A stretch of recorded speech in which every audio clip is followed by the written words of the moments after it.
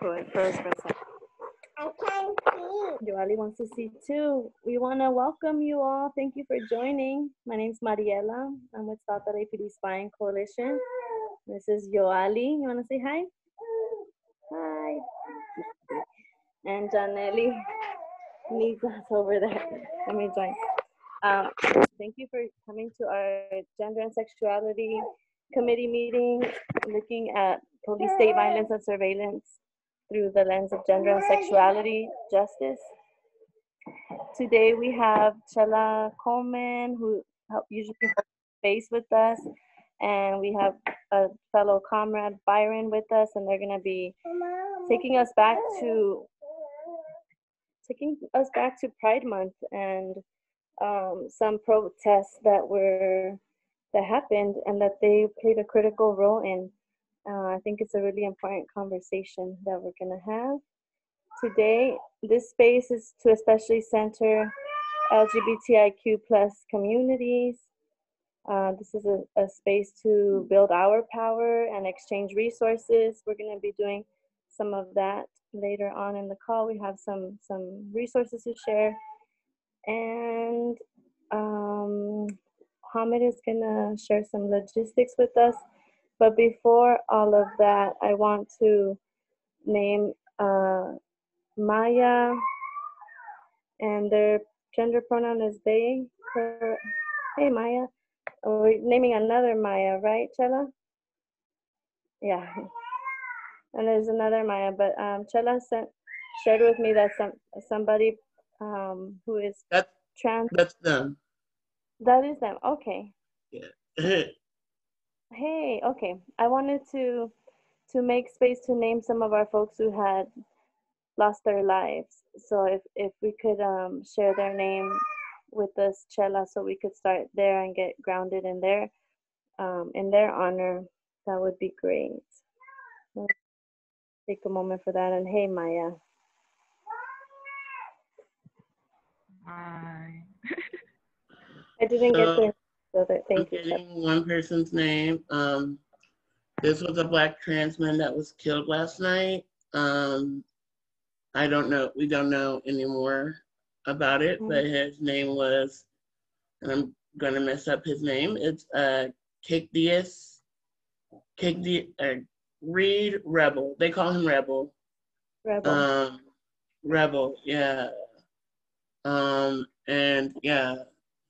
We could say presente. So Rebel, presente. Do you know the name of the man that was killed by sheriffs last night? I do. I'm kind of blanking out on their first name as Yali's passing. Can you share their name with us? It's important that we know their names. Are you talking to me? Yeah. Or if Hamid, do you know their name? I just want to. There was somebody who was. Dijon, yeah, that's where. Can you say their name again? Dijon. Kesey. Dijon Kesey.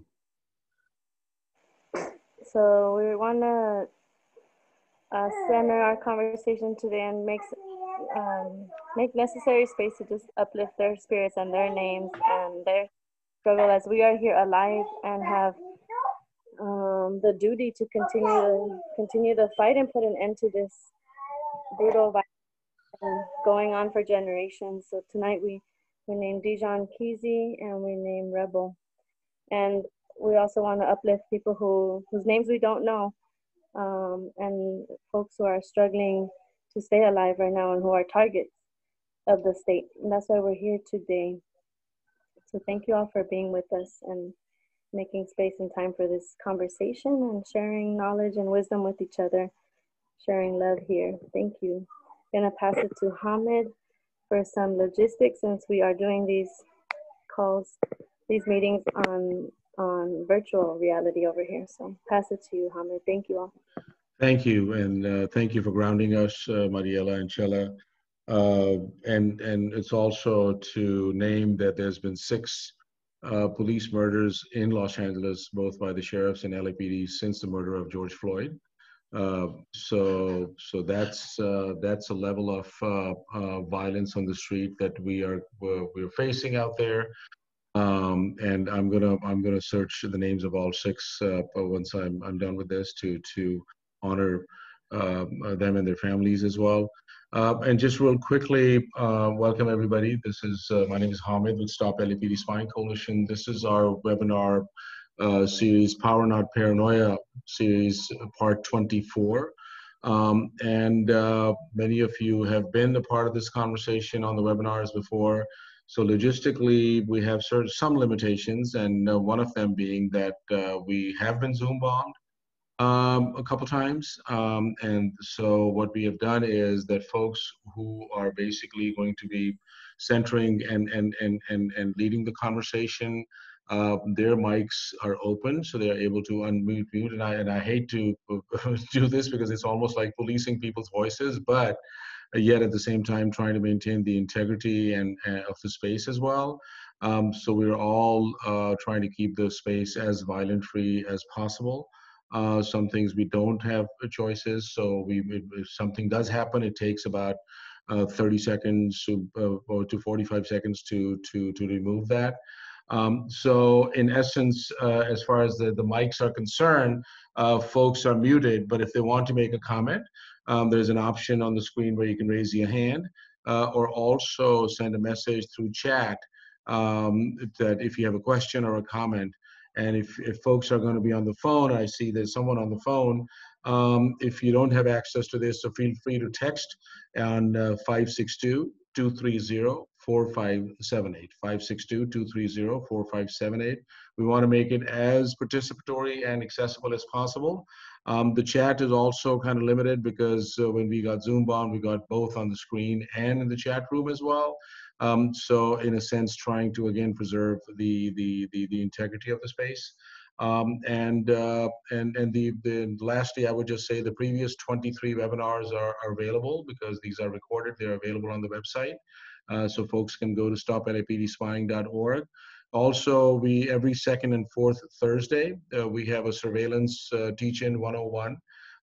So we've already had 4 of those, and they're also uploaded on the website as well.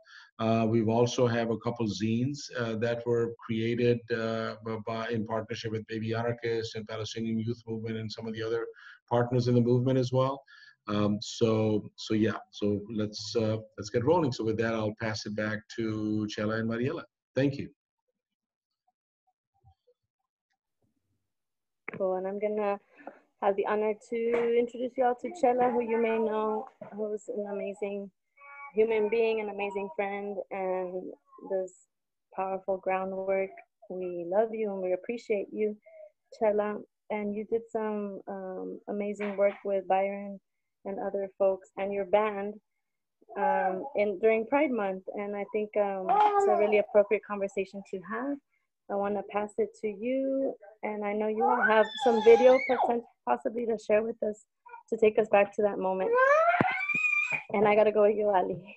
Okay, so I'm gonna describe what I'm gonna give a little epilogue, I guess, of what happened. But first, first I want the other folks to introduce yourselves. So the 2 folks that are on this panel with me, introduce yourselves, starting with Maya. Hi, everyone. Thank you for having me. My name is Maya. My pronouns are they, them. I am an artist, musician, singer, songwriter living in Los Angeles. And I am the bassist and other vocalist in mine and Chella's band. You guys suck like real hard. Shut the fuck up. Thanks.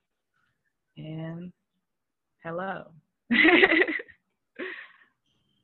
Well, welcome, Maya, and go ahead, Byron.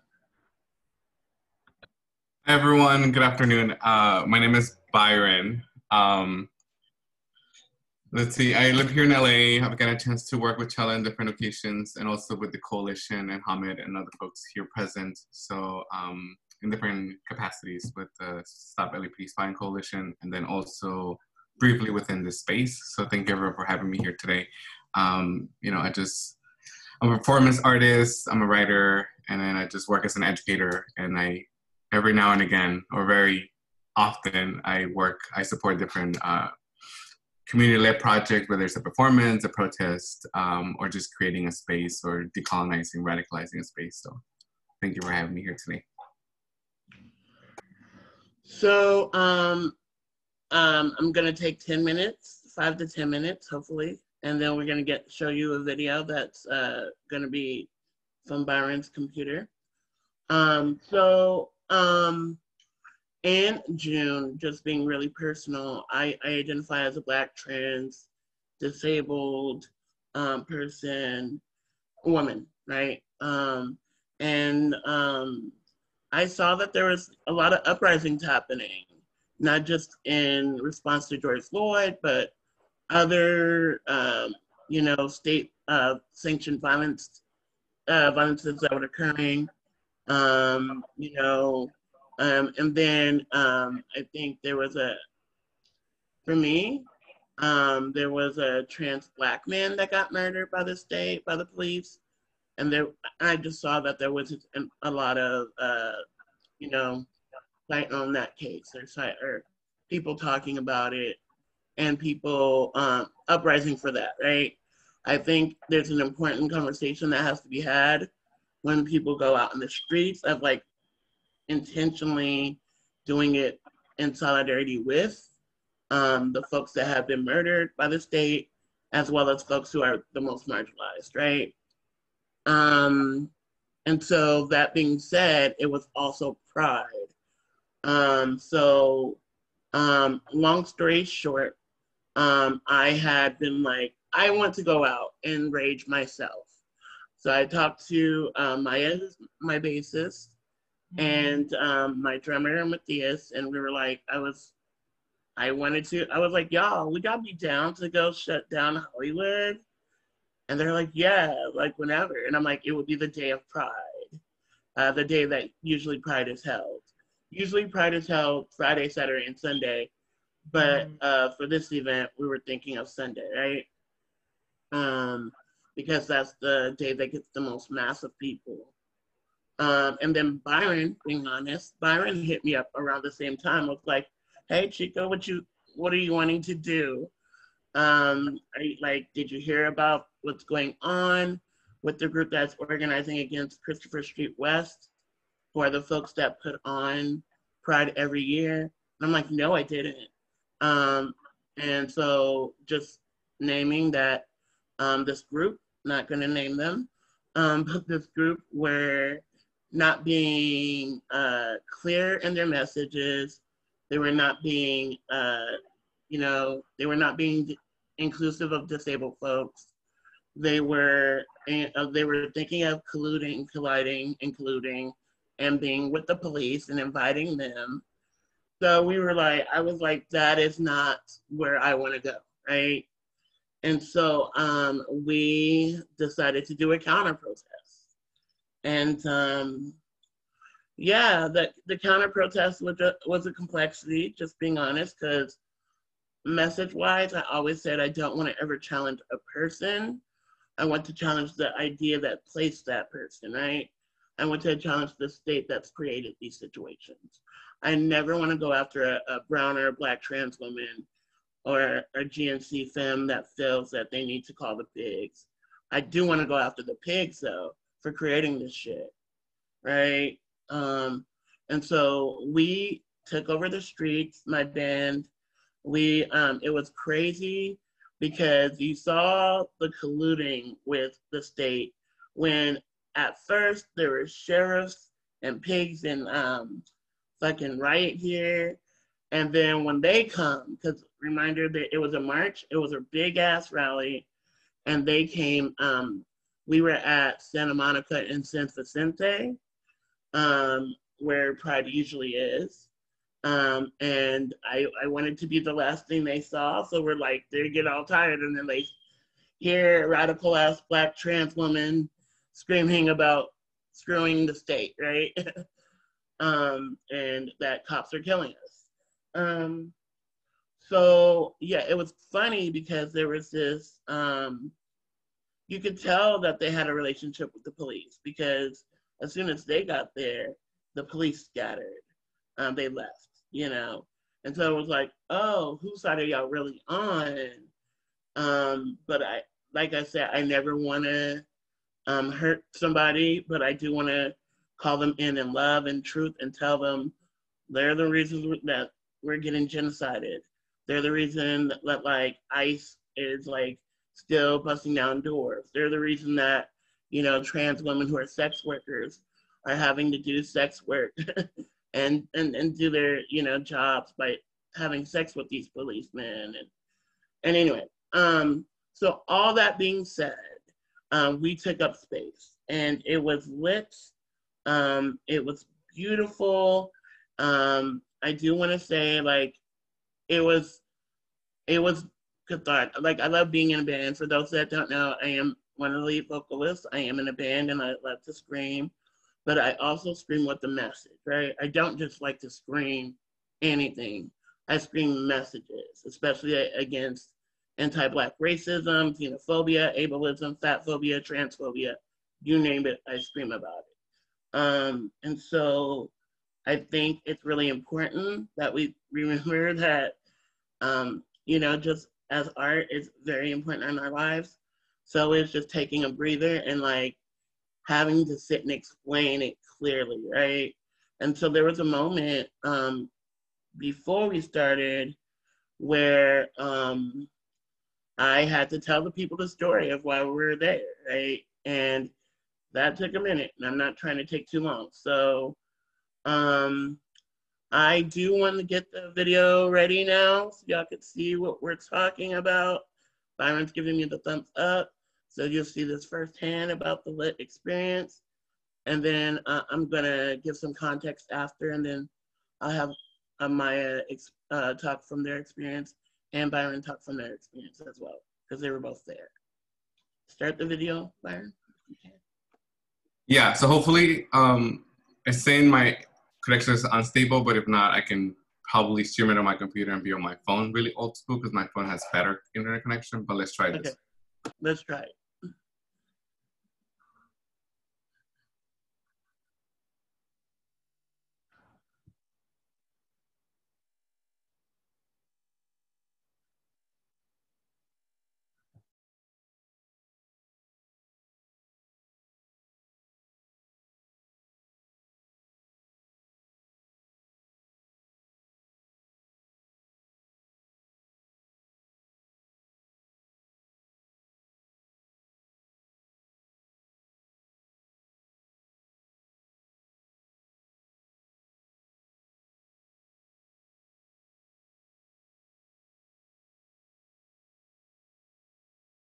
Especially when I see Black men get Can you hear it now? Especially Sorry. when I see Black Can you hear it say now? a little bit about their history and their story of what we're doing here today.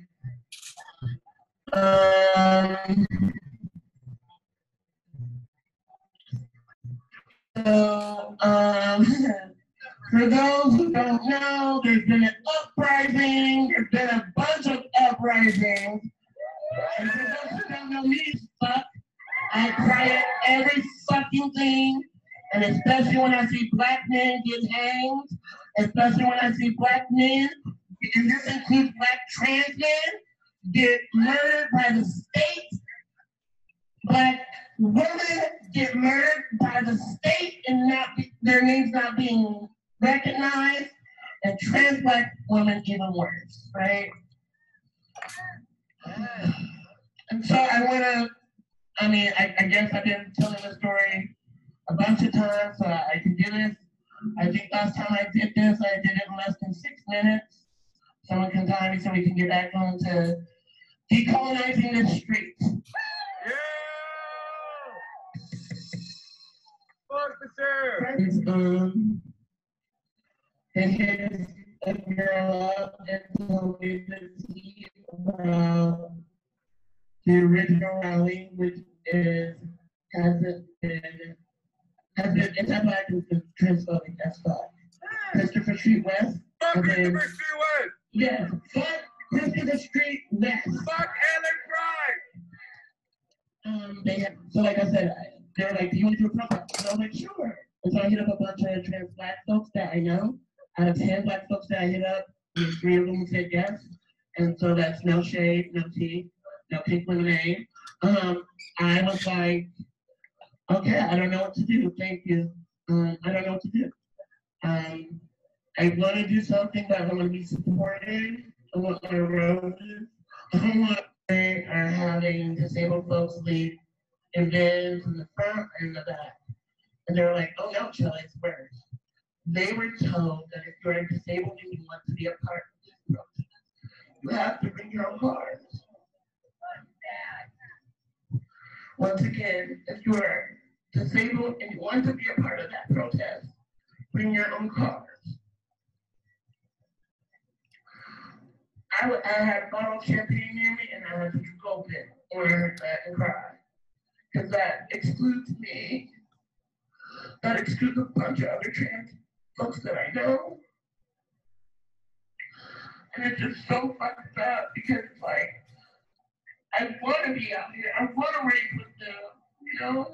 Like, there's so many black trans women in that group that I praised last 2 weeks.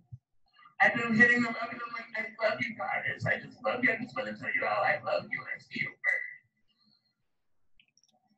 first. But it's like I'm invisible. So we're here.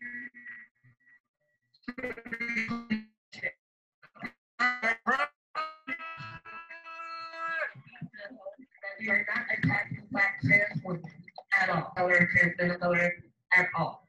We're not attacking them. We are attacking the ableistic, transphobic, anti-black, misogynist, xenophobic systems that have placed us here in the first place. Like Christopher Street West. You're a 501c3 and you think you're out there to bring a speech. A trans black woman is performing, and you're gonna push people, you're gonna shove things in their face. Okay, now I see the logo.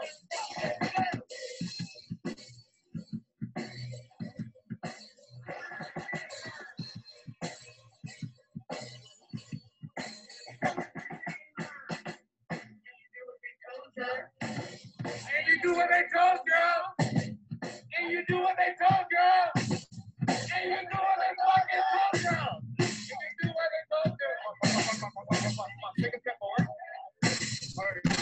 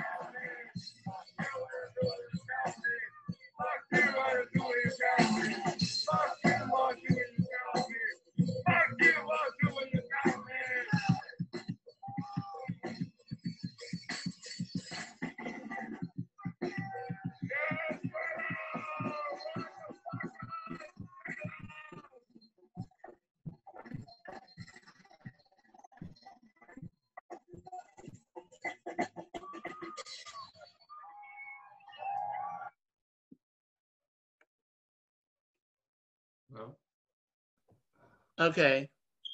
So for those that I can, it was a little messy, but I'll just give you a rundown. We were playing.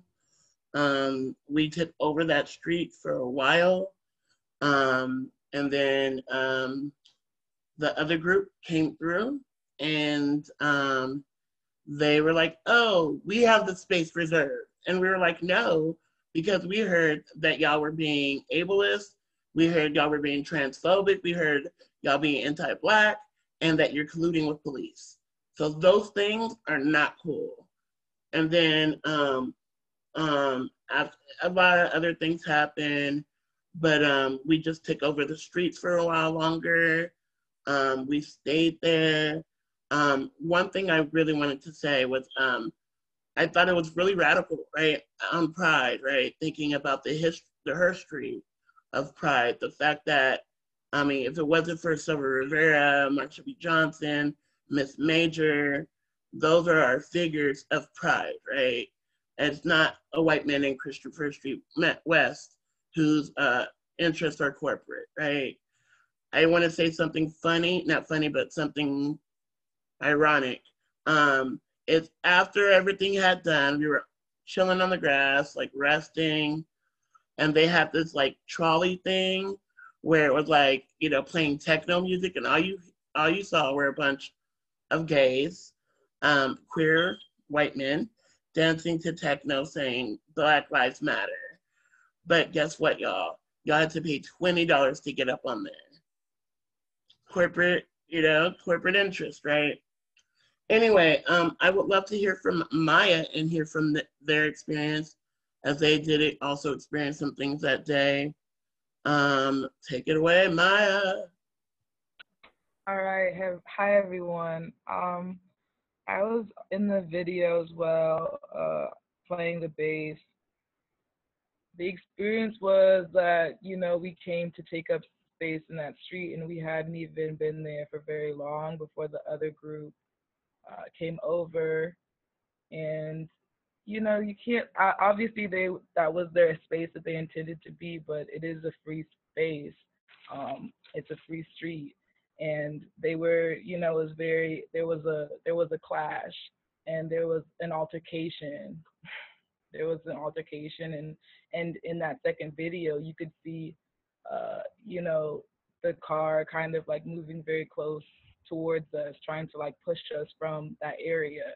um but my experience was that I really appreciated the allies that were there, because they were, you know, on it. They were putting themselves in between us and the cops in the riot gear before they had left, coming in between us and the car. They were also, there was like photographers that I didn't know were gonna be there, and that's fine and everything. It's kind of like blinding, but I was literally, while we were playing, they would be like pushing me like out of the way to take a picture.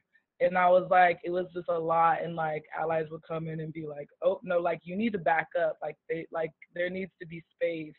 And obviously it's very good to have these moments like captured, but it also can be exploitative and very strange. And like Shella said, like we were very rushed in our set. We had to finish it very quickly. So we only played for, you know, like 20 minutes. And we had to fight for that much time to play. And then after we were finished, the other, you know, the other group that was there did their thing. And then it was like a huge party.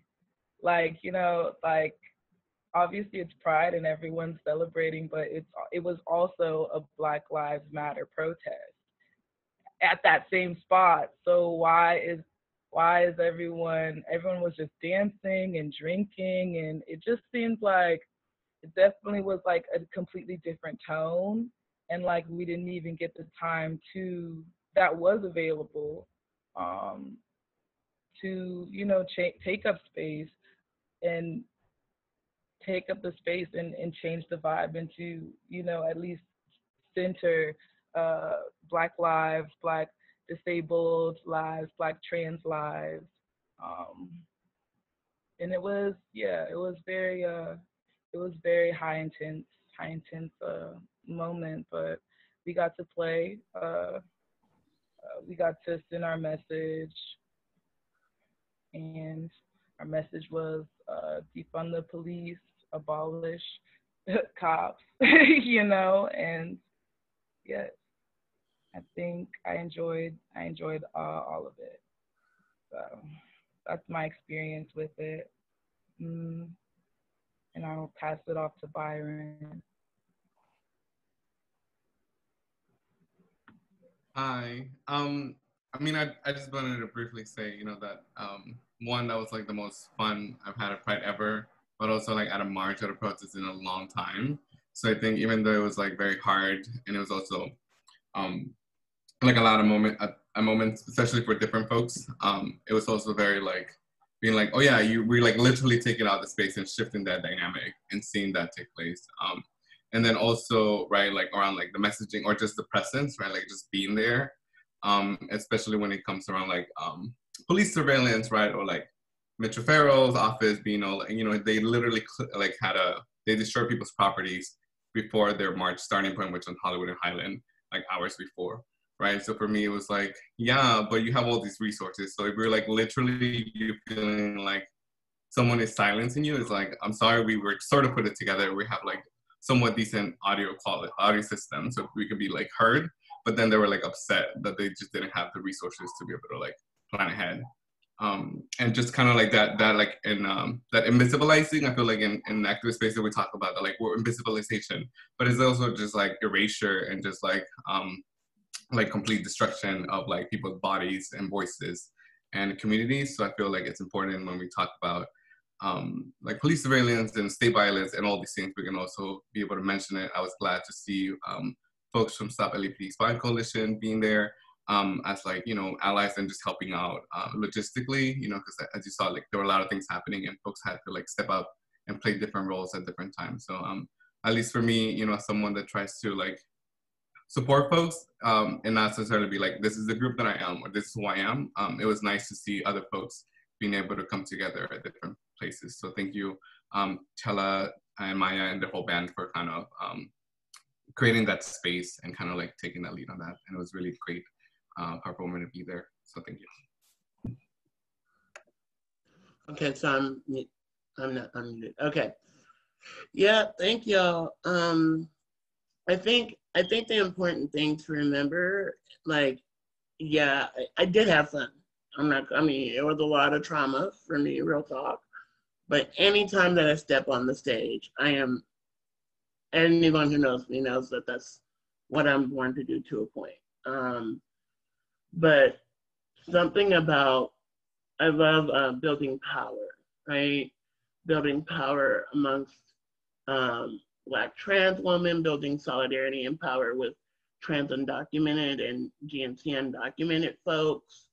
I love building power with, you know, those who don't have it, right? Those who, I like Take the Power Back by Rage Against the Machine, because we have to.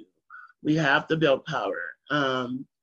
You know, shit is being real. I mean, we see the violences that are happening with trans women of color.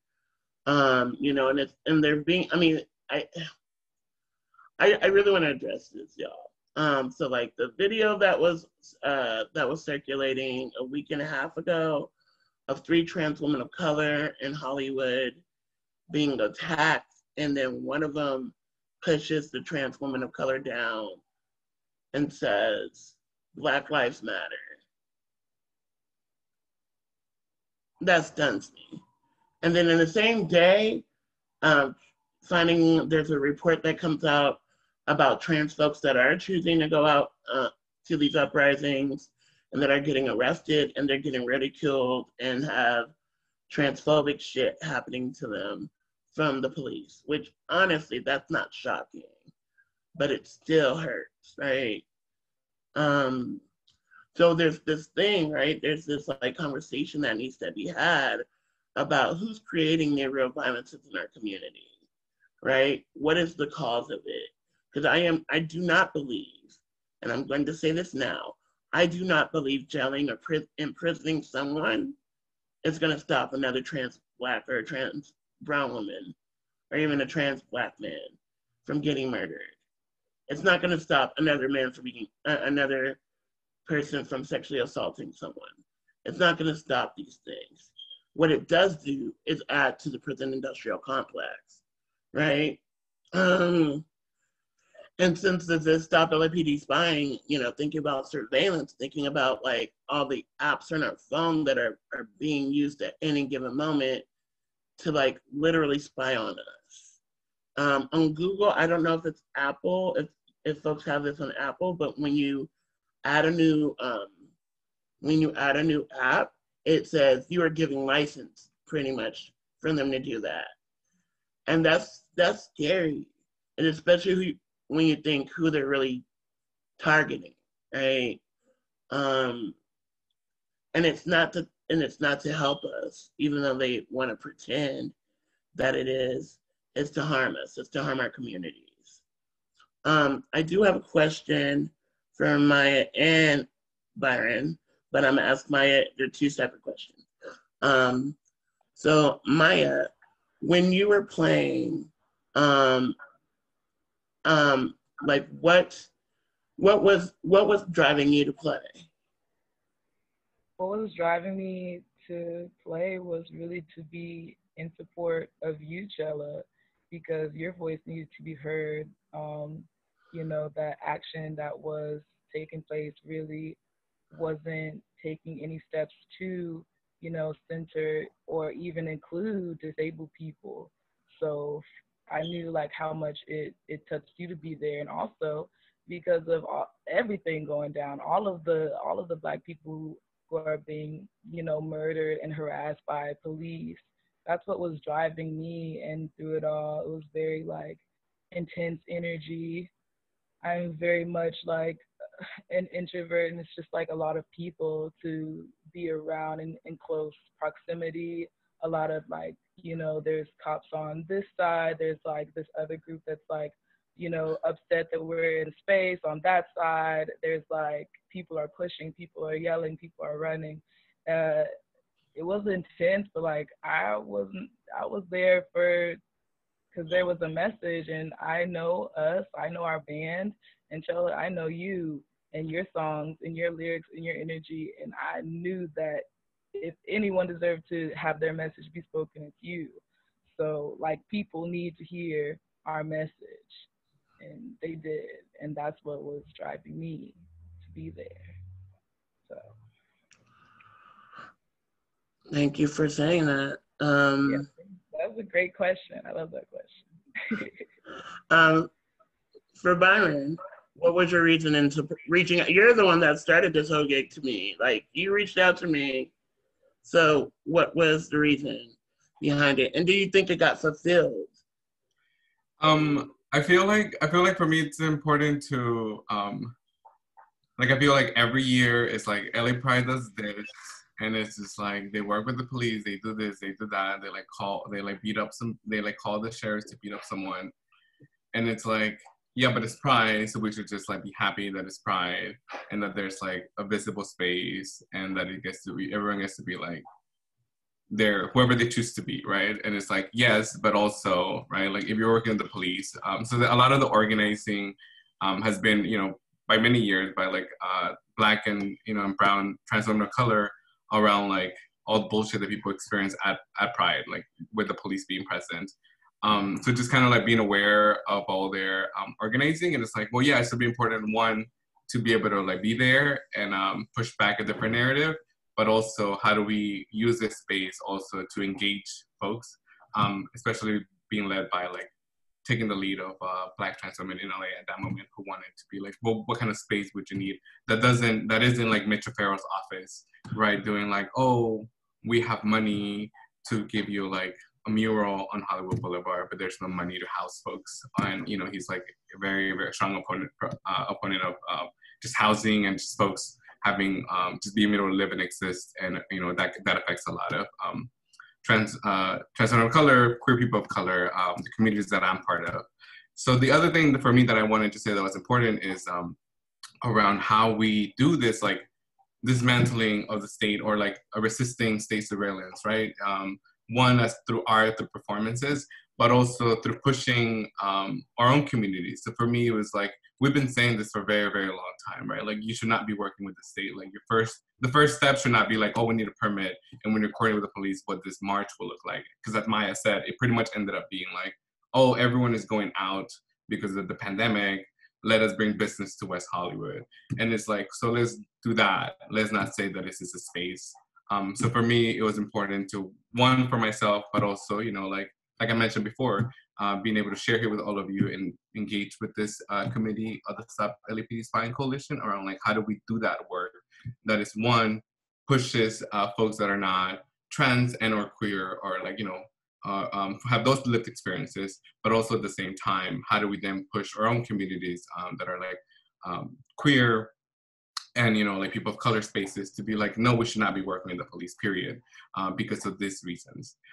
So I was very glad to be able to support him in many different capacities, but being able to support the most that I can, and also seeing other folks be there and stepping up and just kind of creating that space, and like Maya say, helping amplify a voice whose message do I feel like needs to be amplified at this moment. And with that, I will not speak very much after this. So yeah, you touched on something that was really great, Byron and Maya, around like whose voices do we hear usually? Like even in the Black Lives Matter thing, right? Like folks don't focus on trans voices, right? The Black trans voices that have been the backbone of some of these movements, right? And even in like, in immigrant rights circles or like other circles, trans folks and GNC folks and gender variant folks usually get left out of the conversation, and they don't get heard when they are talking. And it's like, just being personal, like, I do my best when I'm with someone to center both of us, right? Like, especially myself first and foremost, because I don't get to get centered as often, right?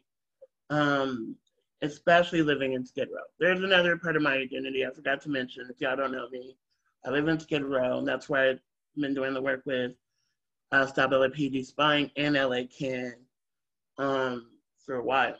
And so like I think of times that like, especially when I named around like Pride, right? Like the people, like you look at the new movie that just came out 4 years ago, Stonewall, right? And like who was the main focus of it? A white cis gay man, right? A white cis attractive gay man, right? It wasn't Marsha P. Johnson. It wasn't Sarah Rivera. It wasn't Miss Major. It was a white gay man that was censored. Or we look at like, especially when it's time to think about safety, right? What do they usually think about? I love Hamid's. I love Baba. When you talk about like the state's view of like trans folks as like the deviant trans person, right? We've come to pervert your children and to pervert your women and men and like, join in all this horrible shit, which I don't come to pervert children, but I do come to turn gender on its fucking head. I do come to turn race on its freaking head. I do come to ask whose power is, who have we really given power to, right? Because these structures are not for us, right? Maya, I have one more question for you. So being a part of the whole situation, did you see the rift between what we were doing and what the other side was doing? And if so, not the rift, but like the differences, right? The political differences. And if so, which ones you personally, like, you were personally touched by, or that you personally understood? I obviously understood. I could see both sides. I understand both sides and what you're trying to do, but I just don't think, contacting what was the sheriff's department to do that. Like, it's like, no, we are all about, abolishment. So that's not, reaching out to them and like, like getting, like reaching out to these people, like having, a connection to them at all. And also like, I can see that we're all for this, like similar things, but it's also, I'm here for everything that, we represent in our songs, you know, about, what do we have? We have Fat Black Trans. We have, um, it's about like abolishing the police. It's about trans women. It's about disabled people. Like these are the things that I reside with. So it's like, although you're trying to do the same thing, why aren't you making this movement accessible for disabled people? You know, like why aren't you centering, uh, trans women that are dark skinned, that are, like all of these things that I'm just not seeing. I'm just not seeing. So I definitely aligned with our message and what we were doing there too, because after we were done, we were rushed to do the set. It was like much quicker than we intended to take up space for. Um, their performance was for like 5 minutes after us. And it was a beautiful performance.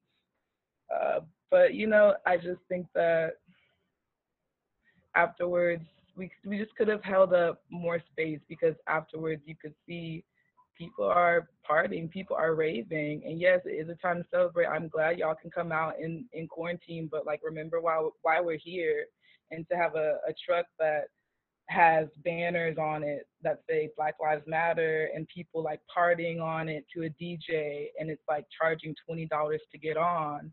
It's like, are you exploiting a movement and not really you just came here to party?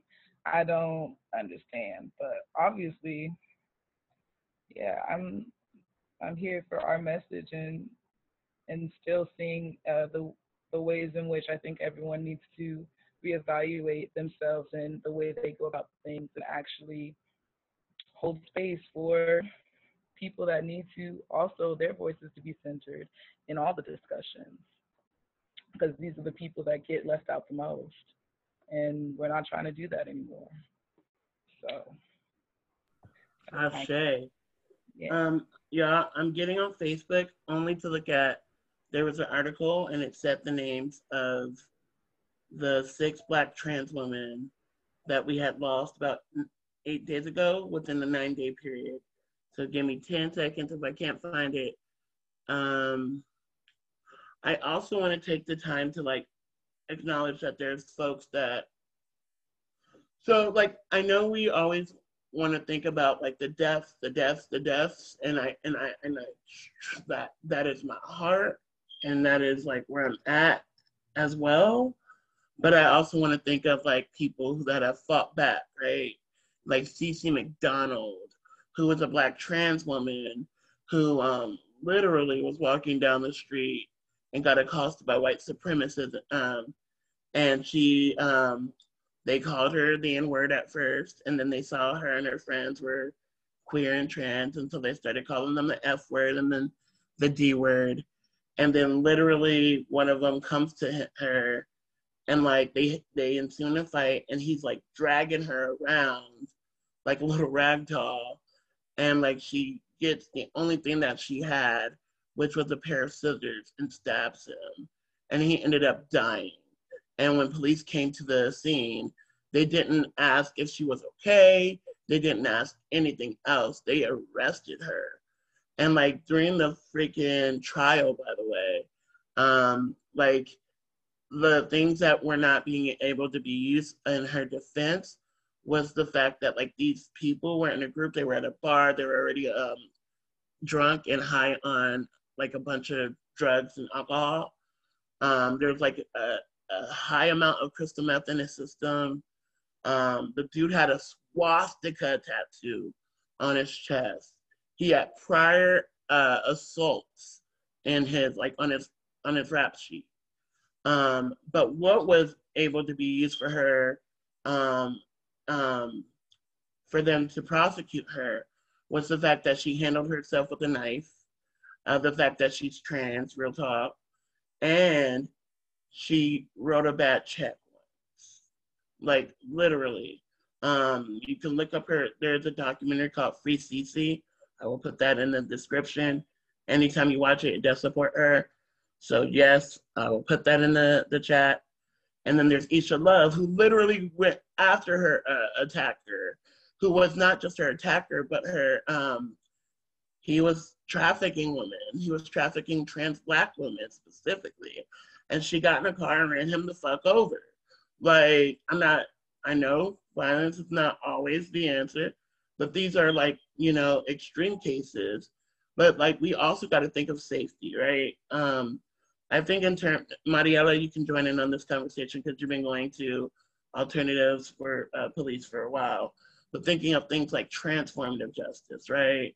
And thinking of like ways that we don't need the state to intervene in things, right?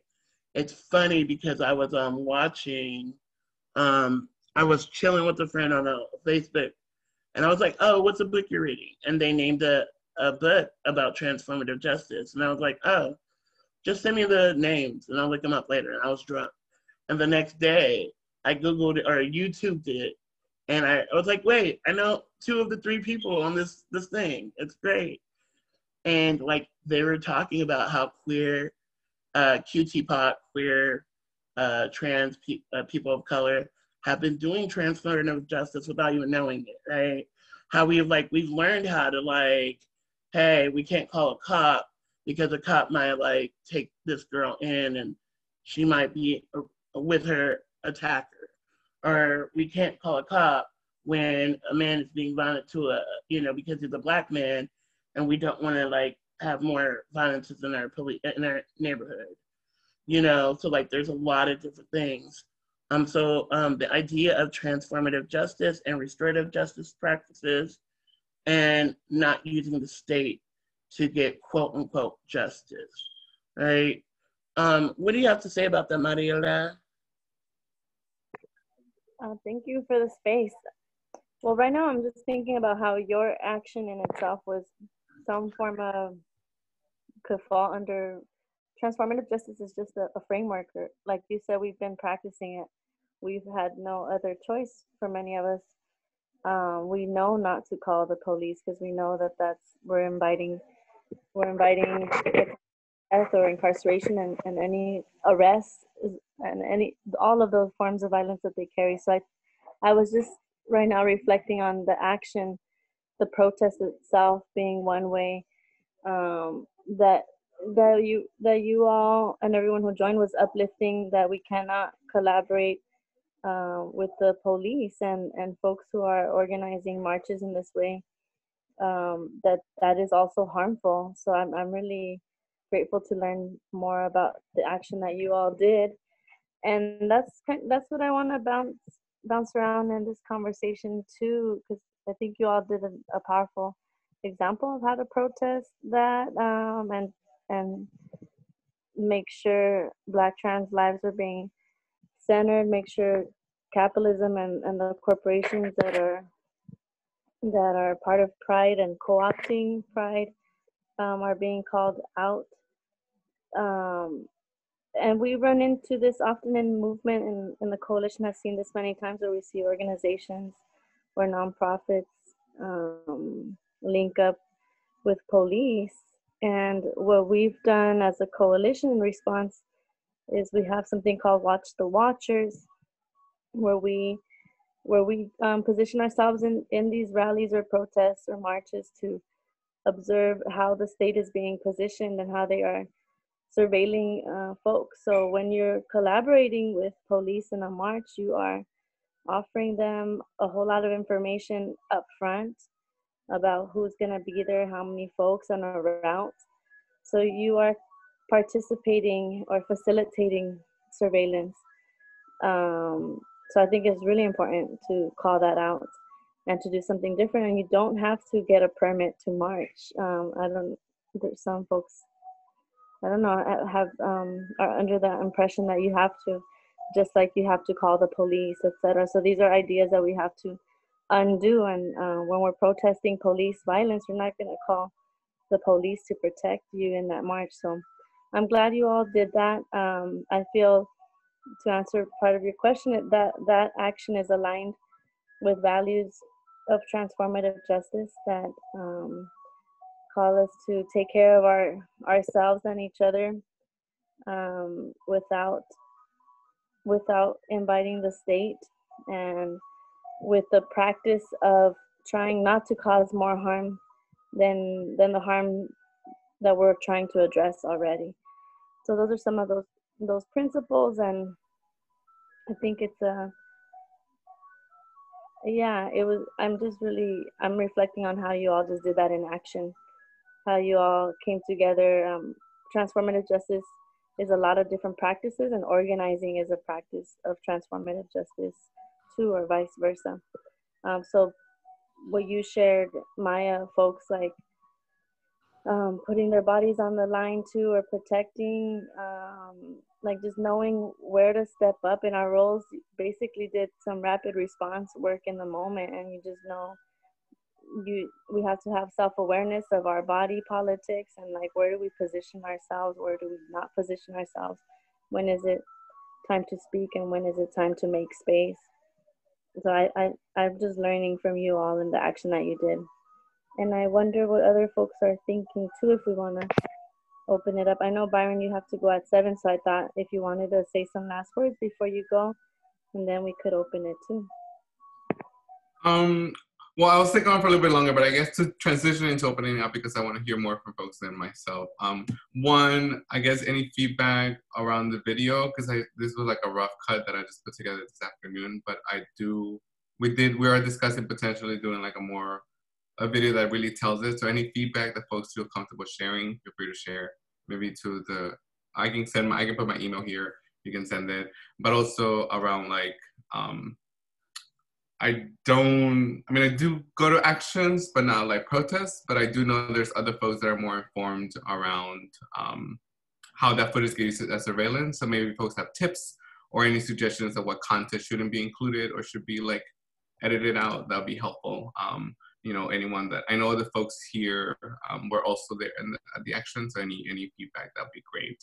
And also other people that are just learning about this, I'll put my email folks feel comfortable sharing and expanding the dialogue. And also for me, also going up with Mariela said, like how do we then look at the work that we're doing around state surveillance, right? Around like our own personal politics, and around like you're saying, be conscious of where do we align our body, our efforts, or organize our activism in relation to like performances or spaces like this that do choose to actively engage the state or the institutions that are creating violent decisions or policies to be like, no, like this is not cool. So just kind of like that being in those interactions, how do we support that work? So thank you for letting me be here today. Thank you, Byron. Maya and Chela, is it cool if we open comments helping us with that piece? If folks have, we could. Some questions. Sorry, we could try to unmute all and also just see if folks are here, we can also access folks. So if people are unmuted, so just go ahead and mute yourself so that it'll prevent some background noise. I see a bunch of people are unmuted, so if you're not going to be speaking, just go ahead and mute yourself.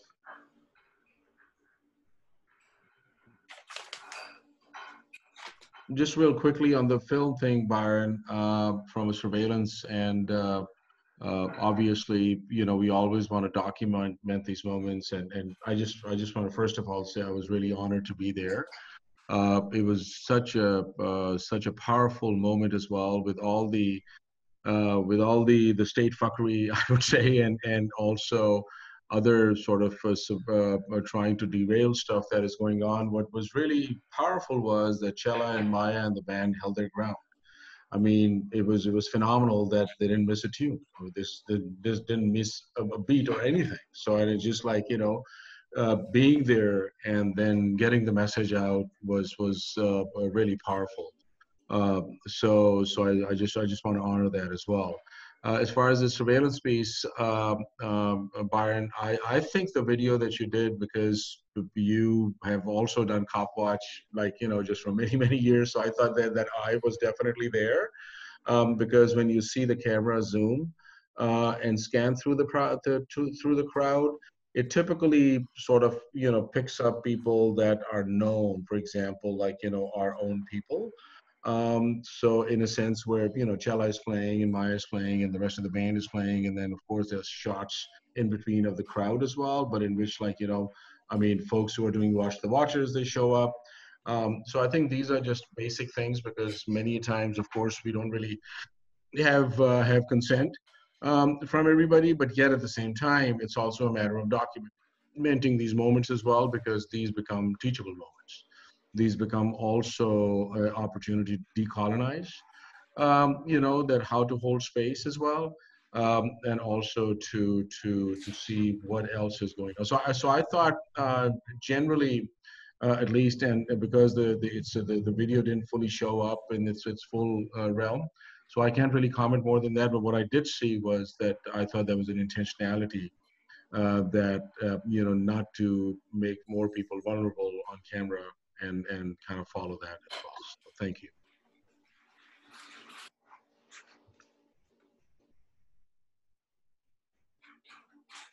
Yeah, Haida trying to speak or share?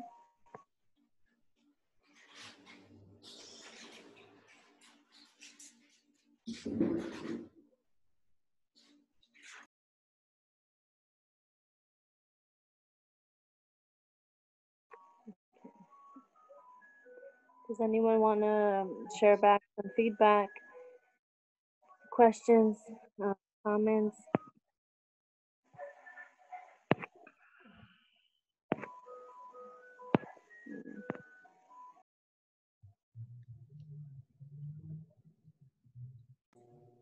Hi, can you hear me?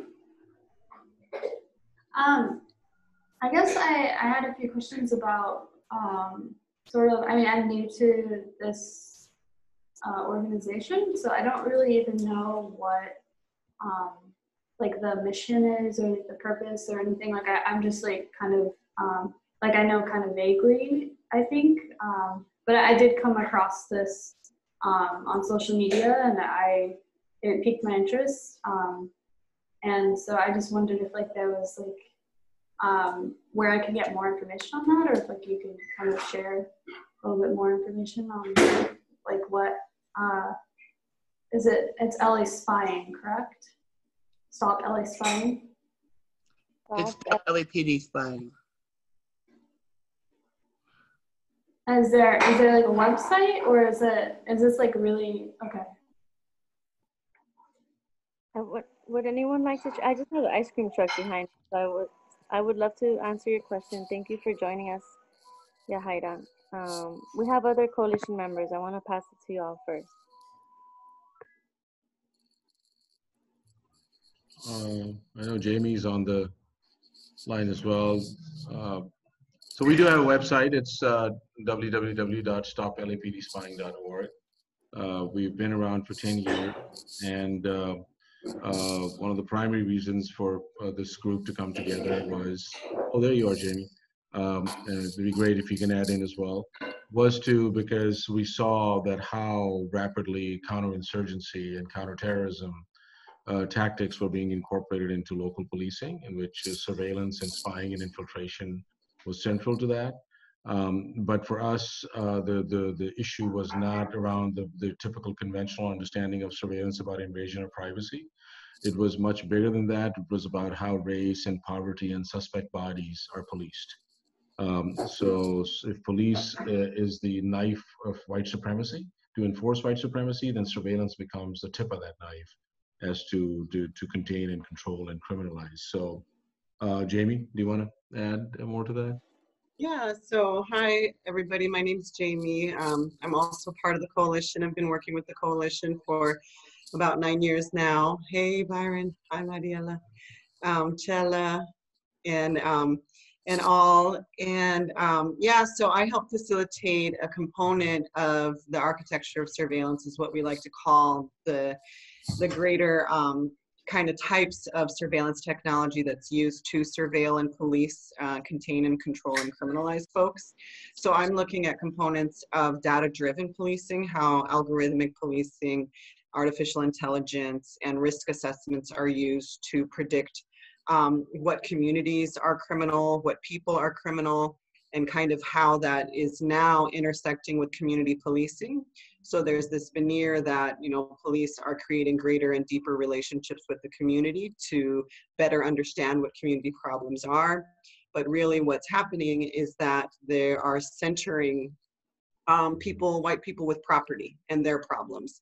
And then at the same time, building a whole kind of surveillance architecture and information sharing environment, which we call the stalker state, to be able to map communities, map you down to how you feel about policing, to who you are and who you associate with, integrated with your criminal history, so that at any moment the stalker state can move and be able to incarcerate you, murder you, or displace you from your land.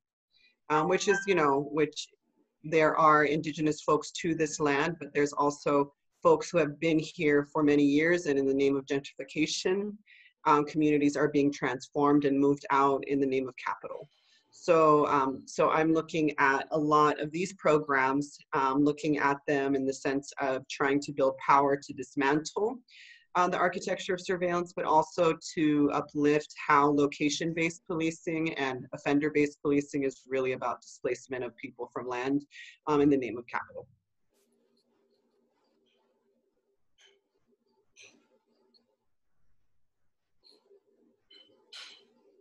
So thanks for joining. Thanks for coming here new and everything. That's great. This is a great conversation. Thank you so much for sharing that video, Byron. Shella is amazing. Really, really great and powerful. I wasn't able to be at that action, so I'm glad there's memory of it to share. Hey, Doctor. What's that?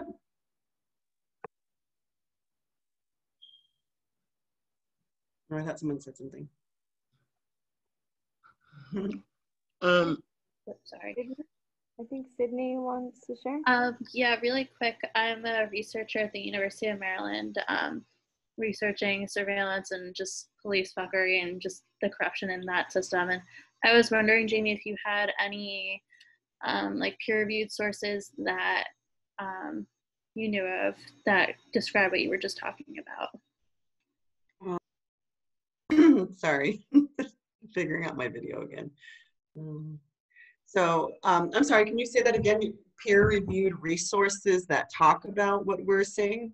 Yeah, so like you were talking about how surveillance and criminalization is really a tool for displacing low-income communities and advancing of capital.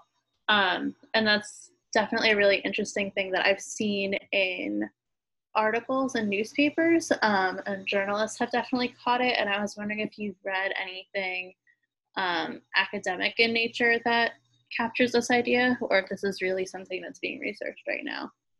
Well, for the coalition, honestly, the way we build with academics is kind of like bringing surveillance down to earth, where we've found that a lot of academics who are studying surveillance at this time have really, you know, at times not been in service to what communities want to do, how communities want to build power.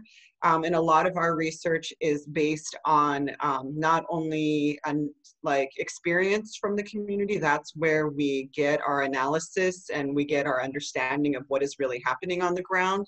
So from people's stories, which I feel like a lot of policing and a lot of you know, policing data gathering and that kind of research really waters down, really washes away, and tries to kind of factualize in a sense and kind of prove that these stories are true. So we kind of build from the fact that these stories are true, that we trust people and what they're saying about how they're being policed and why they feel they're being moved out of neighborhoods. But we also have brought this current analysis from two policing programs, predictive policing programs that were being used. One was PredPol and the other one was Operation Laser. And Operation Laser was actually being used to help the city facilitate nuisance abatements and evictions. So we're currently doing more grassroots community research where we are doing case studies of areas that were targeted by this program that we found out were actually specific micro targets, and seeing what type of surveillance, what type of adjustment to the environment, what type of impact was happening to the community around that area, to see how and what kind of real estate speculation was happening in that area. For example, I think the most famous example right now in Los Angeles was Nipsey Hussle's store, Marathon Clothing, which was an area that the citywide nuisance abatement program in Los Angeles was working hard to get him removed from that property. And he was also targeted simultaneously by the predictive policing program, Operation Laser, which deemed his shop an anchor point, and was basically the tool the city was using to gather the data in order to remove him from the community. So that's where it's not so much academic research that we're drawing our analysis from, but it's more from like the lived experiences in the communities and the research that we've done and the exposing we've done of LAPD that has basically brought us to this conclusion that we also see was happening with the murder of Breonna Taylor as well. There was a location-based policing program that was being used to target her home, and her home was in the middle of an area that was very much had real estate agents trying to move into that area as well to gentrify it. Wow, thank you for all that information. That's really awesome. So thanks, everybody. I know I took up a little bit of space, but thank you. Thank you for that. Well said, Jamie. For folks, Yahaira, I just want to add, we're grounded in abolition, and our work is very clear around creating a world without a police state. So everything that we do is towards dismantling the police state and its operations and programs. And we have every first Tuesday monthly meeting is dedicated to gender and sexuality, looking at the surveillance state through this lens, in particular as it intersects with race, class, etc.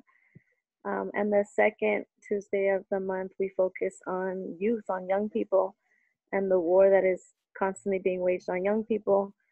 And as we know, young people are leaders in our movements, and so they are targets of the state. So we have every second Tuesday is dedicated to building power, youth power. Our third Tuesday of the month is a general coalition meeting, so we cover whatever else. We always have a conversation, a political analysis of the times, and share updates from the different committees that we have. This is all volunteer-based work, a lot of groundwork. As Jamie shared, we produce our own research for our lives and our community's lived experiences. And then we have every fourth Tuesday of the month. It's on predictive policing and what Jamie was touching on, all this data-based tech information sharing environment, policing the context that policing is in, and how we dismantle that as well. So y'all are welcome to any of these meetings. There's one every week, and you can join us now from wherever you are online. If you want to collaborate or participate from afar, there's a lot of work to do, or see how we can exchange and support work that you may be doing there on the ground to dismantle the police out there too. So feel free to reach out and stay in touch. And if anyone has any other questions or thoughts around the conversation we started today with Chela, Maya, and Byron, feel free to chime in. Hi, I'm Victoria. I'm actually newer to this space as well. I attended a meeting last week, but that was my first one. I wanted to just uplift Chela and Maya and Byron for sharing. I think it was really powerful, especially the video, I think was really moving, and Chela just introducing, kind of giving the preface to what the video was about and kind of the feelings of what happened that day. I think about this a lot when I'm assisting in like organizing actions and even when I'm going to different protests about the erasure of just Black trans lives, Black women's lives, Black trans lives, Black people who identify as gender nonconforming, and just those who identify out of the like cis hetero normative kind of identity. And I don't know, I just kind of grapple with, like, I guess my question is, how do you envision these actions moving forward? How can they be done right? How can we stop, or how can we uplift these voices that are constantly left aside, but we pull so much from? Like, I know in doing a lot of, or practicing abolition, I always say that I'm practicing it, we utilize like these frameworks from disability justice, these transformative justice pulls a lot from, you know, queer studies. And so it's just, how does that translate into our organizing work? When have you seen this done well?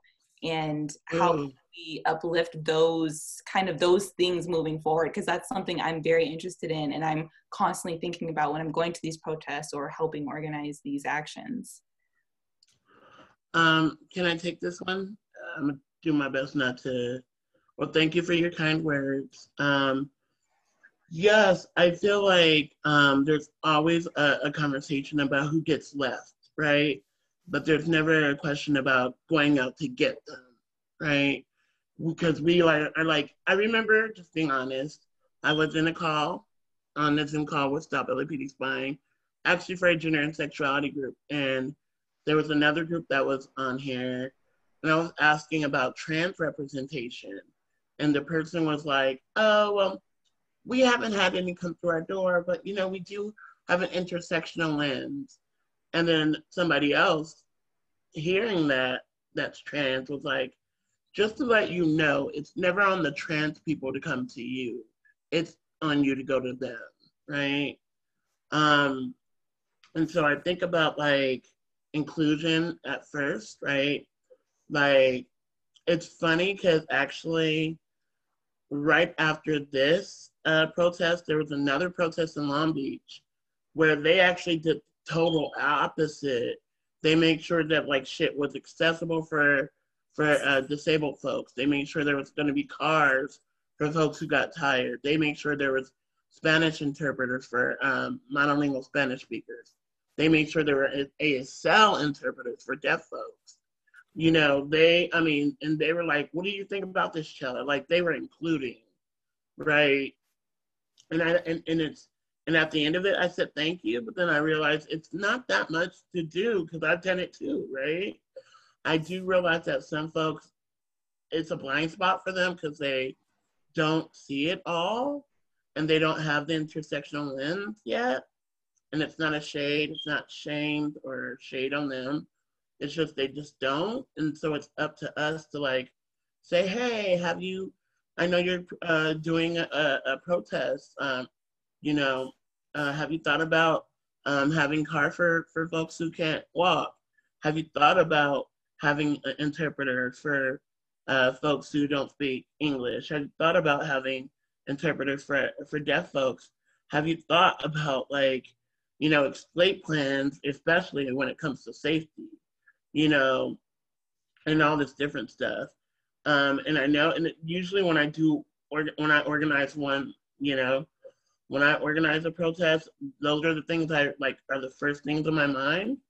And like, then I forget about, just being honest, about land acknowledgement, right? And then, and instead of like, you know, and so I think about like having folks be a part of the conversation and being like, and part of the planning process as well. So they're honored. Anyone else want to take this? Byron, do you want to? Oh, I was just gonna say, like, briefly, like, yeah, like with everything that you're agreeing, but I feel like also how to like think of it strategically at any point that you're in. Like, I work with someone very closely who gets invited to a lot of places, and for them it's like, okay, this is my moment to like disrupt that and be like, yes, thank you for letting me speak here, but also this is the issue. And also I feel like both folks individually that are present here, or I know through the coalition or through activism work, have done this, but also like as part of the coalition, be like, hey, this person is speaking at such and such event. Like, you know, like, can you bring this up to them? And like for me, it's also was like, if the police is involved and then there's like 20 meetings where like all the decisions have already been made, then it's like, I will not go. So for me, it's like, it's okay to be like, we're leaving or we're stepping away. But at the same time, it's like, how do we then challenge folks that would have to stay, right, for like, as part of their institution, or whether like they work for the city or whatever X, Y, and Z reasons, right? They need to continue to collaborate and make this happen for like the sake of visibility or the sake of progress, right? It's like, how do we then push folks to be like, oh, you can still come support? Like, because my thing with Pride is like, there were a lot of people just waiting, standing in line to be like a shot in the parade. And it's like, you could have come be first and like support this action. But you know, like at least for this year round, I was like, there are a lot of folks there that unfortunately in the past I've been to actions where that wasn't the case.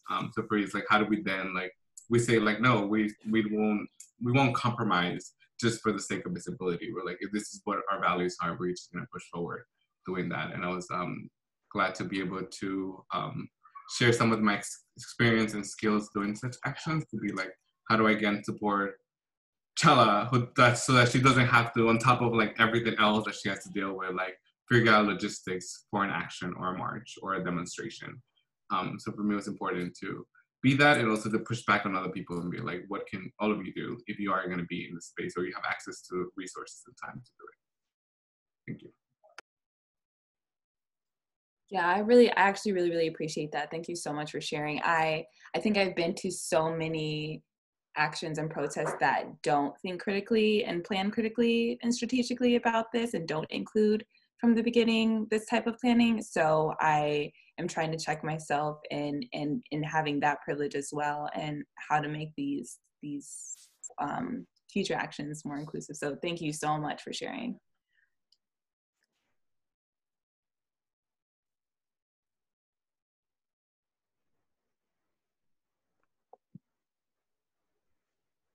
Exactly what you just said. I said that if I ever got involved with anybody again, it wouldn't be a man, it would be a woman. I do like women. Someone share a question or comment? I do hear somebody.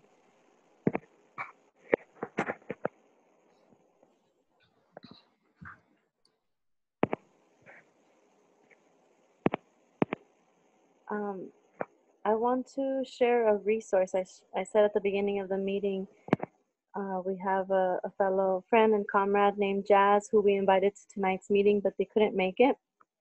Thank you, Byron. I think that was Byron leaving. Thank you so much. And Jazz is one of 5 Black trans folks who are doing some wellness work with folks and offering their services. So I'm gonna copy paste what they sent me in the chat, and it includes the link, and I'll just read it to us real quick.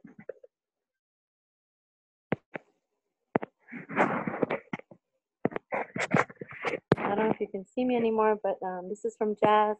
This is the Black Trans Plus Well. All wellness services are free and offered by Black practitioners. It's called BL Trans Plus Well program. Free wellness services for Black, trans, non-binary, intersex, two-spirit, non-binary, gender non-conforming, and other non-binary identities with Black trans practitioners. Making your wellness a priority makes our community stronger. They have limited spots available, so if you can sign up today, there's the link. The offerings are organized at Acorn Center for Freedom. They have an Instagram, and there's a range of offerings: plant medicine, Reiki, embodied freedom, yoga, and healing from sexual trauma, and nourishing sexual health, freedom, and expression. So if you want to copy and paste that for yourself and share it with other folks, this is another, this is really a really important part of the work and how we build our love and stronger communities. Please take advantage of that resource. Jazz sends their regards to everybody here, and they'll probably be joining us at a future meeting.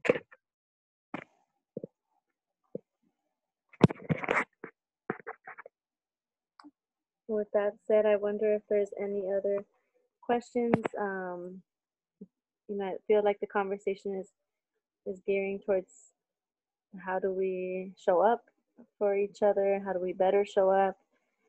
How do we do some very thoughtful planning around actions? And when we see an action that is collaborating with the police. We had a very big, a good example today of what we can do. There's always something that we can do. And we talked about, you know, grief and space for grieving, but also how do we uplift each other, celebrate our resistance. Those are just some of the things that we're touching on tonight. So just want to see if there's any other thoughts or questions, ideas for next steps or suggestions for this committee too. This is your space, everybody.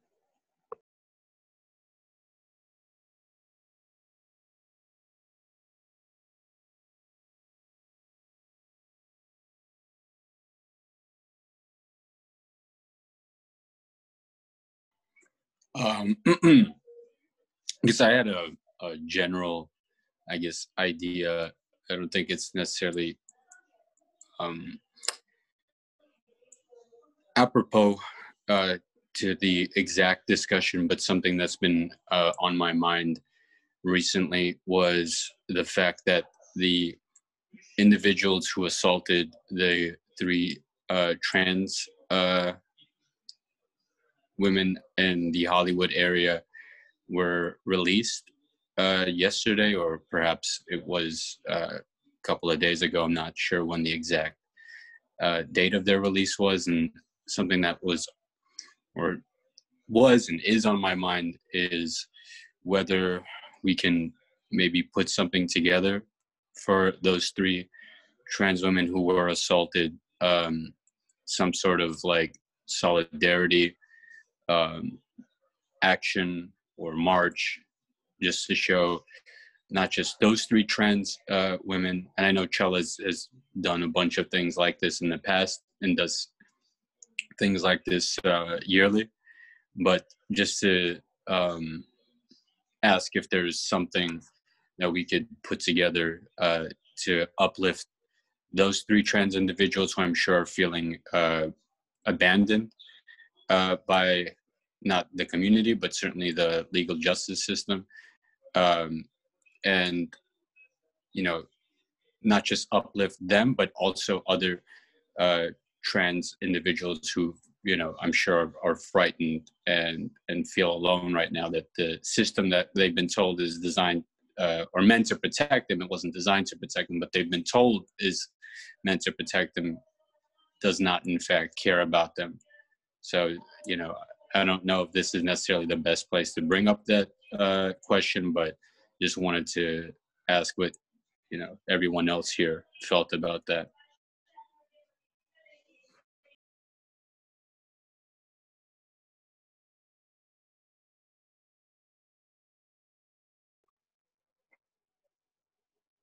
Thank you. I'm learning about it as you're sharing, so I'm not sure if anyone knew about this too. Thank you for sharing that. Yeah, I didn't know that they were let out.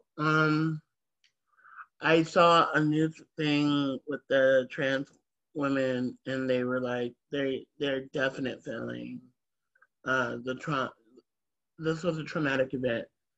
I do want to say there was a protest like before the guys got arrested, like a week and a half ago. I didn't go because I had just found out about it like 2 hours before it happened. But yeah, I think, yeah, I mean, I'd be down, but I also, yeah, I don't know. Because, I mean, I think, one, I think these femmes deserve more than, you know, a protest, you know. They deserve like some kind, I don't know. I really don't know. I do also know, I know this is, you know, it's kind of off subject, but, you know, I also want to think about the, you know, resilience, right? There was another, just as that video circulated, there was another video that circulated of a like little she couldn't be littler than 5'5" trans woman, maybe 110 or 120 pounds. And the dude that was like about to assault her was a big dude, and she dropped him. And I think about like resilience as a thing and art as a thing. I also think, let's just keep it real, money is a thing. So we can find out their Vemos, so they can go someplace to get away. I, I I think of those things, and I'd be down to give money to these women. Yeah, I mean, I literally, short of that, I don't know about organizing a rally right now, because like my message wouldn't be jail these guys. I don't believe in that. Yeah. Anybody else have anything to say? I just wanted to quickly add that the DA also refused to charge any of those individuals as well. So not only were they released, but the DA said that there was no crime committed. So I think a lot of people, including myself, are infuriated by that decision, and just like to see something happen in response to that. I think that I've also heard that, when that whole bit gets involved with, charging and using the criminal justice system, but they are being recharged with robbery and something else. And I think that came out today. So, but then that also starts to become a place where, and I agree with Chella, like thinking of alternatives to how we support and how we build that resiliency, because then we start becoming dependent on the criminal justice system to actually provide some type of justice, and it's not going to. It's working exactly the way it's supposed to, and it's not going to bring any kind of resolve to that situation. But I think, finding out, I agree with you, Chella, finding out like what they are, saying is needed and what they are, kind of wanting is important too, because I think part of it, and I will say this, Eugene, that I think is important, is that they did want to use the police to kind of figure out what was going on. So I would like to revisit that space as well and just kind of find out like what are they, kind of asking from the community. And then in some senses too, being abolitionists, it doesn't necessarily mean that we always have to support in a way that is maybe against our principles. And I think what you said, Chella, saying, finding a way where folks can heal is also something really important, because I was a part of a really interesting conversation where the idea of prosecuting killer cops, and when certain abolitionist organizations, it doesn't align with their principles, how do we kind of support and be aligned with families who are seeking that, in their path to healing, in their path to, finding justice. And I think as abolitionists too, that we can choose to also how we engage and how we support. We don't necessarily, and I think the examples that Chella gave of, money, of healing, finding ways for people to heal, of finding ways again where we kind of build that, knowledge and that community power to stop these things from happening, to intervene when we see these things happening, are all abolitionist tools that we should be organizing towards to prevent these things from happening. So we need healing, we need interventions, community interventions, we need to support people financially. And it doesn't necessarily mean all the time that we have to also kind of engage the criminal justice system if it is also against our principles as abolitionists. And it's a very difficult conversation to have, but I think that those are the difficult situations that we have to put ourselves into and have these conversations about what abolition is, what we are defining as abolition, so that we're both walking on that same path as well.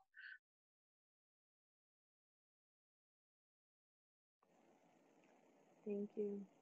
I wonder if they can be reached, and the resource that we just provided could be shared with them, and there could be some support there for booking some sessions for them whenever there's been harm of any sort we can center some space for folks to have space to reflect and process and take that their spirit, their system, that would be that's often needed. So however, I think that's what some individual support could look like. And then there's the larger support around organizing and what needs to be done to prevent and end such attacks from happening. But yeah, I don't know how close folks are to the people you're naming. Sharing some resources may be really helpful right now, and that can put people in a more healed place, in a more grounded place to see how they want to continue to respond to the injustice.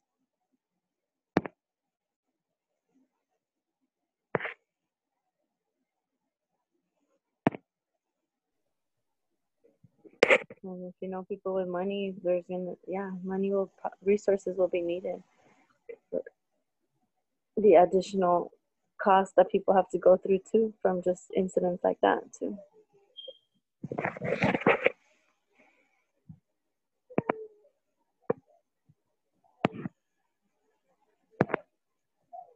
Anyone else on Eugene's question or other points that have been addressed?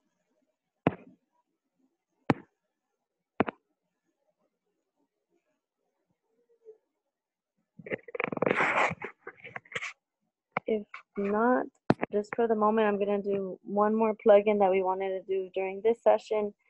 I want to let folks know that at last month's meeting, we hosted La Red Comunitaria Trans, the trans community network based in Bogota, Colombia, and we're continuing to build with folks. I want to share the flyer that they provided at the end of the meeting last time to also be able to send resources and funds to our folks out there who are trying to also abolitionist movement to end policing in Bogota, Colombia, that targets their trans gender nonconforming community. So I'm gonna plug in a flyer from them into the chat. And if you have any questions about that, what we're doing when we meet again, we're gonna be trying to just build what they call a manifiesto, manifesto around abolition, and that centers trans and queer, gender nonconforming, intersex, etc. folks, family, and see what that looks like. And we'll be able to have that sometime soon to share back with y'all.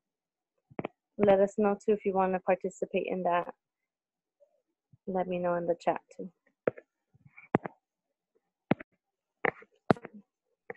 Mariela, can I just make a couple quick announcements too? Yeah. So, folks were asking, one of the things that we are looking to organize against is this LAPD's Community Safety Partnership Program. And I just posted a link to in the chat room. And this is a letter that is in partnership with students, the underground scholars at UCLA, and the Stop LAPD Spying Coalition, because this is against the Luskin Center at UCLA, because Luskin has been central in producing these reports. And Community Safety Partnership has been around for about 10 years. It got launched in Jordan Downs and Nickerson Gardens and Ramona Gardens, 4 housing projects. It's primarily rooted in counterinsurgency and in occupation. So what it does is it expands mass surveillance under the name of community policing. It also deploys a tactic called community crime prevention through environmental design, which requires to clean out all green space to open up and turn that into a massive panopticon sort of surveillance piece. It also creates a neighborhood policing element. within these things.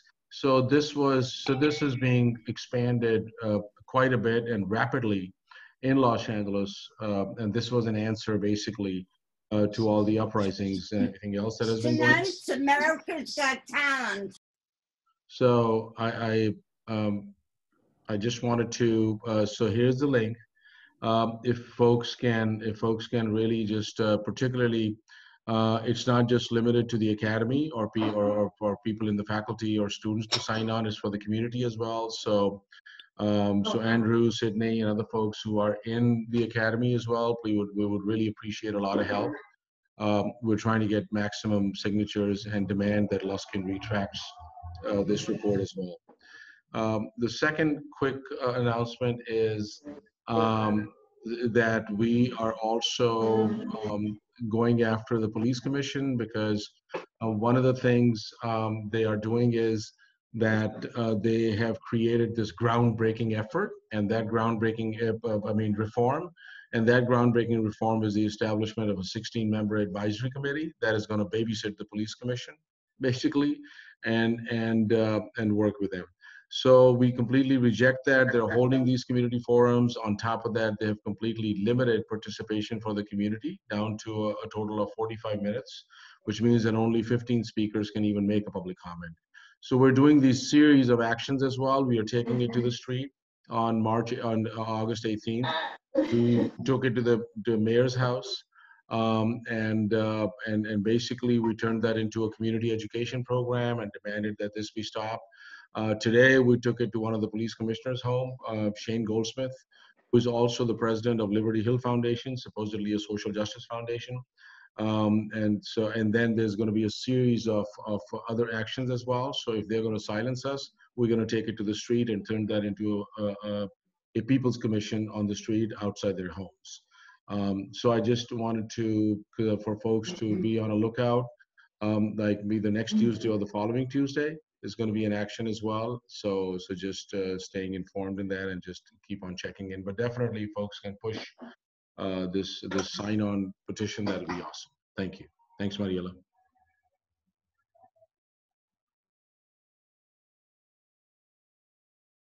Thank you, Hamid. And for some reason, I copy the flyer, but it won't paste in the chat.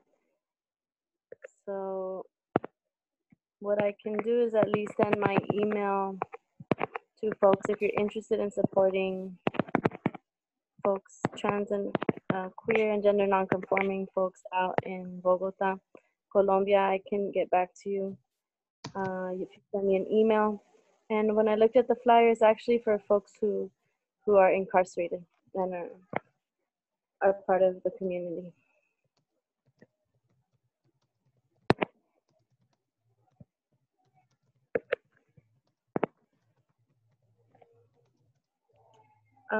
If I can share from Andrew here, they suggest that people check out Survived and Punished, which looks for abolitionist solutions to victims of gender and domestic violence.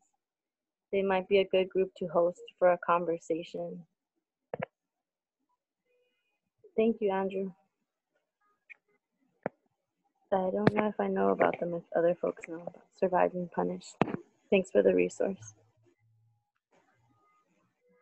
And just real quickly, Mariela, Carol just joined us and they had messaged us on Facebook about our work with sex workers. So I had responded to them that yes, we've been working with SWAP LA and also Hacking and Hustling. Sorry, but Carol, it's okay. Thank you so much for joining us. And we will be wrapping up soon, but I just let them know that please join us the first Tuesday of October at 6 p.m. For these. And I believe that Chela was talking about maybe circling back and maybe having some folks either from SWAP LA or Hacking and Hustling on the webinar as well, the first Tuesday. So yeah, definitely. Thank you. Yeah, let's intervene. Carol, hi, I'm Chela. You can't see me. Anyway, yeah, I'm Chela. I've been to SWAP meetings. You've worked with SWAP or volunteered with SWAP before?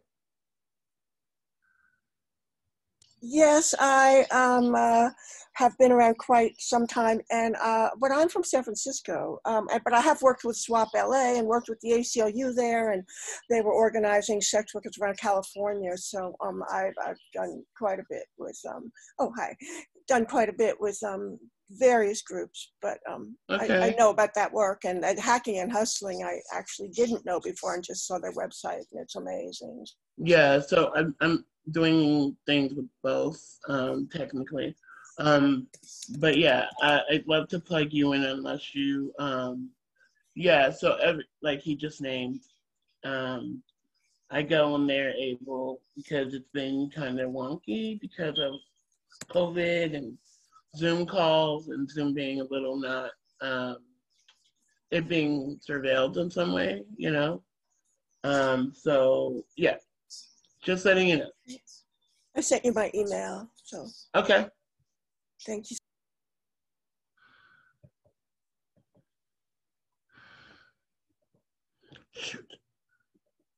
I just posted Carol's email, Chella.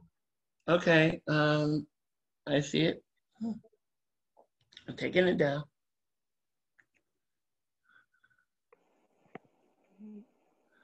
I think we're coming to a closing, folks. I'm not sure if there's anyone else who has something on the tip of your tongue that you want to share now before we see each other next time. Suggestions are welcome. Questions, comments, feedback is welcome before we close out. If you want to share any other local announcement or just announcements that might be relevant to our conversation, and or resources are also really helpful to share while we're here together. So this Sunday at 6, I actually don't know the time. My band is playing. We will be performing. It is going to be virtually live.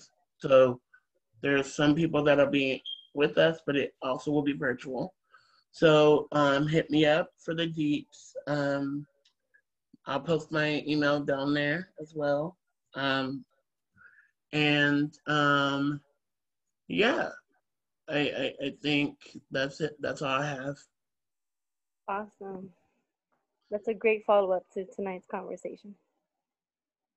And just a couple quick announcements. Next Tuesday, please join us on the Warrant Youth webinar. And my understanding is that we will be reaching out to, and actually we went this last Friday and did a huge outreach with members of Homies Unidos. And particularly around how social network analysis is really just targeting a lot of youth, and this is being used quite effectively and aggressively against young people. So I believe our crew, the Born Youth folks, Nadia, Akhil, and all, they're planning to have a collective conversation with members of Homies Unidos and also with folks from Palestinian Youth Movement. So that's going to be on Tuesday, this coming Tuesday, which will be the 8th of September. And then on the 15th of September, please join us for a general coalition meeting where we will be speaking more and taking a deeper dive into counterinsurgency and all this federal and local partnerships and counterinsurgency, and what is counterinsurgency and how do we fight back. And then on the 4th Tuesday, which is a data-driven, I don't know, Jamie, if you want to make an announcement that what we'll be doing on that one. Yay.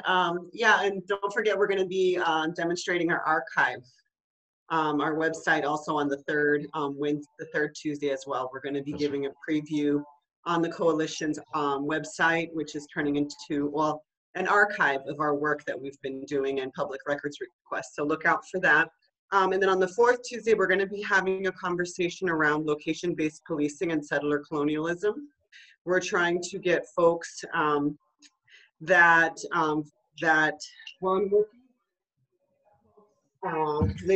Lydia Ponce, who we're trying to connect with on Tongva activists and folks local to Los Angeles, indigenous to Los Angeles, Also, folks from PYM again will be joining us. And we're also hoping to get in touch with folks from Bayan to talk about Indigenous struggles in the Philippines as well, and its intersection with location-based policing and that heritage, or that horrible history, I should say, of settler colonialism and how it's carried on with modern technology. Sounds amazing. Thank you.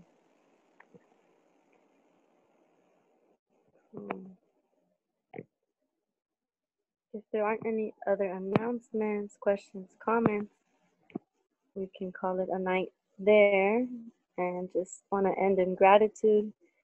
Thank you, Chela, Maya, Byron. Thank your band too for your presence and your work.